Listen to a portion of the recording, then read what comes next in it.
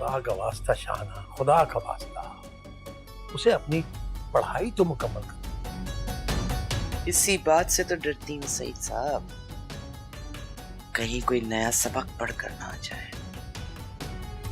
आप चुप रहें, मैं अपनी औलाद के हक में आपसे बेहतर फैसला करने की अहलियत रखती हूँ।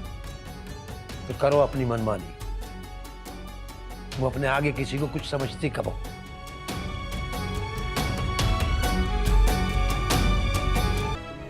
अम्मी प्लीज दरवाजा मत बंद करें। सारे दरवाजे तुमने खुद बंद किए हैं मरियम। अब क्या लेने आई हो यहाँ? माफी